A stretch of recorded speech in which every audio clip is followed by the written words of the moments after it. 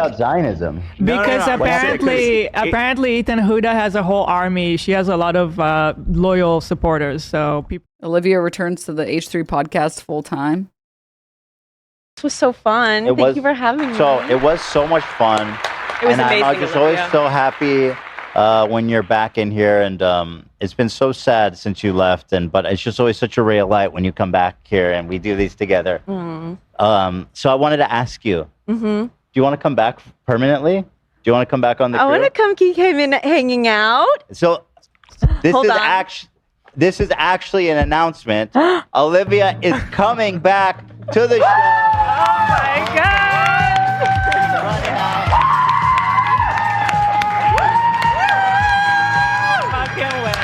She's so back, guys. She's so back. And we're all so happy. We're so thrilled. Are you telling me it's happening? It is happening. She's so back. I haven't told this story in so long. Yay. Yay. And so we're all just so. Dude, it's just so cringy, man. I have to say, I think a lot of this stems from like the desire to make this show like back to what's the fucking meme? We're going back to goofs and gaffs. We're gonna return to goofs and gaffs any minute now. We're going back to goofs and gaffs. The goofs and gaffs in question, I'm suing iDubbbz because he won't just do this one little thing. Why won't you condemn Snark? Just condemn them. Just condemn Snark. Please. Just this one little thing that I'm tacking on, even though all I said last time, all you need to do is apologize and do an apology video. Well, I changed my mind. You have to do this other thing, and this other thing, and this other thing. And I like the idea that he thinks like, don't worry, I found it's... Let me finish this thought before I move on to the next thought. I found the solution to bringing back the goofs and gaffs. The solution to bringing back the goofs and gaffs? Bringing someone else on, but not actually changing my behavior that causes everything to stop being goofs and gaffs. This clip is brutal. I remember this one. July 24th, 2025. Less than an hour into the 3-hour members only, girls only Love Island stream, Ethan Klein calls in, starts an argument about Palestinian American contestant Huda.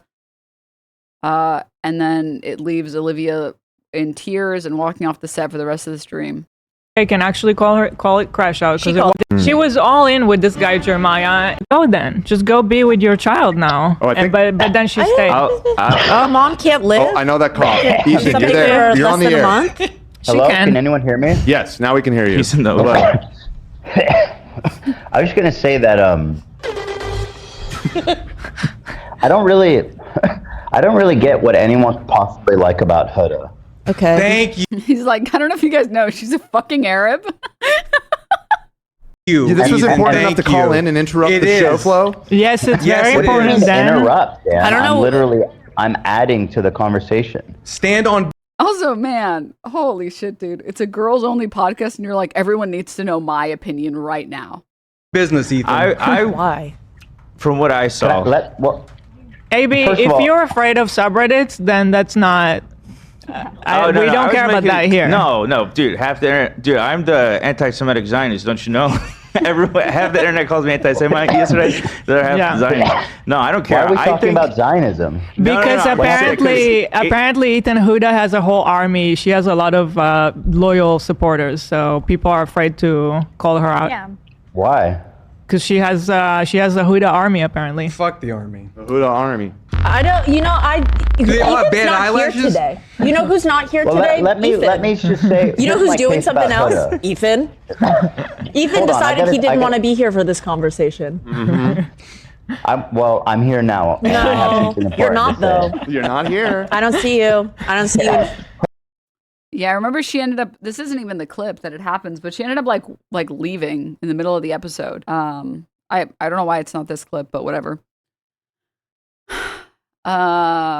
No, for sure, man. So the point that I wanted to make that was bigger than this was I do feel like there is this sort of like phenomenon where there are certain content creators that had like a really quick rise to fame, but they don't actually know what it is that they did that like made them famous, if that makes sense.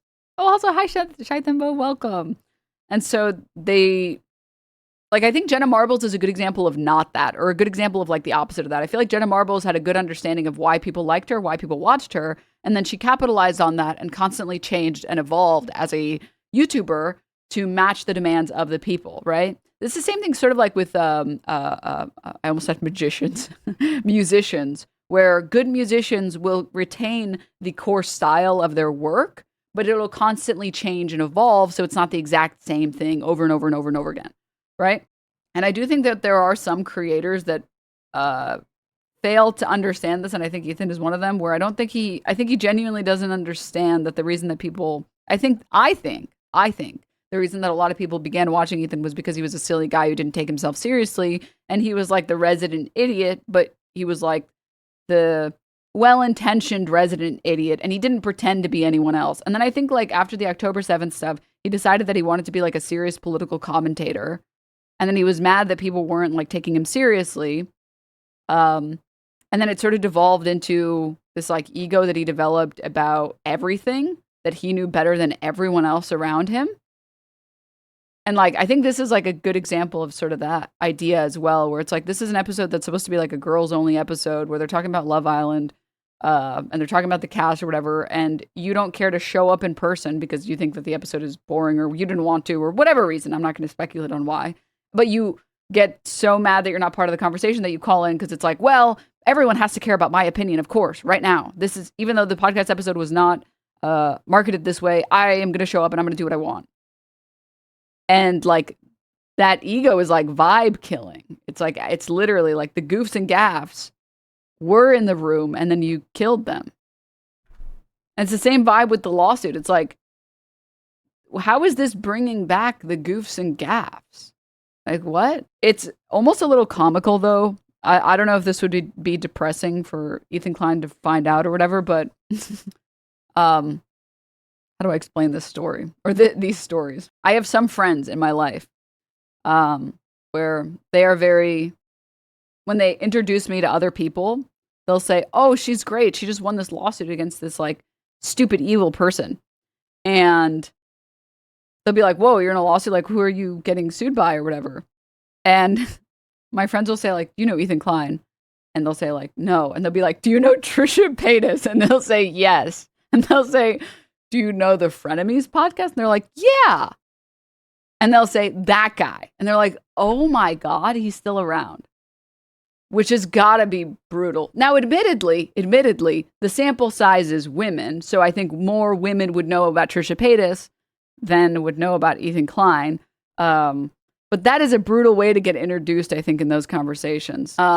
She's much more well-known and actually liked. I think winning a couple debates with some of the world's dumbest people inflated his ego too. Oh yeah, winning a debate he won one debate against Perley thinks, and he's like, dude, I'm kind of like a genius. It's like, it's just Perley things, dude.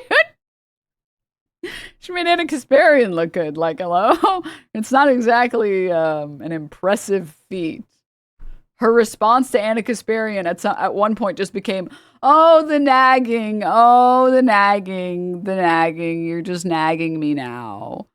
Oh, see, Anna, you're still nagging me. You know, men hate when you nag. Like, and I'm not even exaggerating. You can go and watch her debate with Anna Kasparian. It was brutal to watch.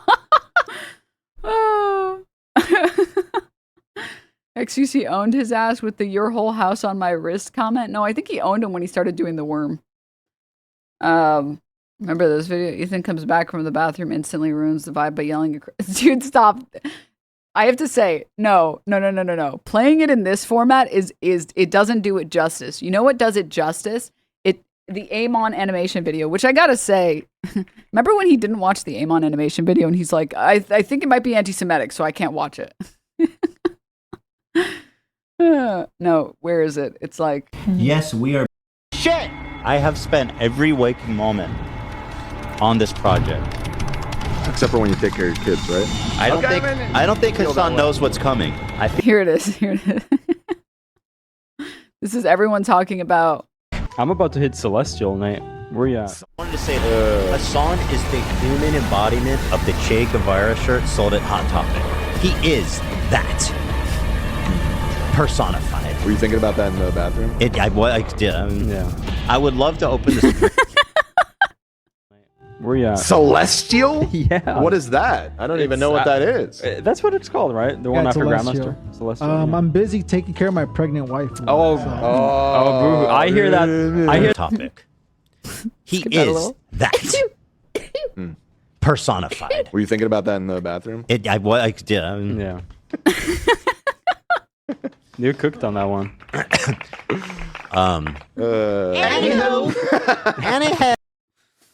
Brutal stuff. All right, moving on. Moving on from all that. Well, you know what? Sure. So thrilled. Everybody's missed Olivia. There's been a light has dimmed in this office, and now it's back. And we can. It is back. And now the goofs and gaffs will come back. I don't need to change any of my behavior. It can't be me. It's got to be everyone else.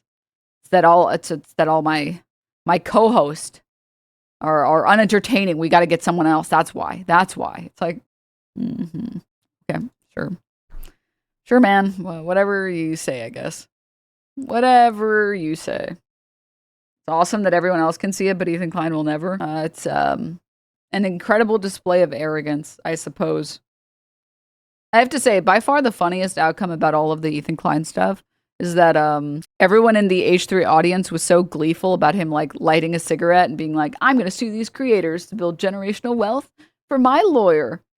And then I light up one cigar and make a joke about it. And they're like, you're literally taking this way too far. It's like, what? I'm celebrating winning against a guy who I think is filing a frivolous lawsuit against me. He could have just not done that. He's celebrating making people bankrupt. Like, what? I don't know. I feel like one of these is, to be fair, Denims, your cigar was so big and it was bothering me. That's true. That's so true, King. All right, moving on from that. Let's go here. Also, I'm so sorry I missed this. Always Cog, thank you so much for the 16 gift subs. What the hell?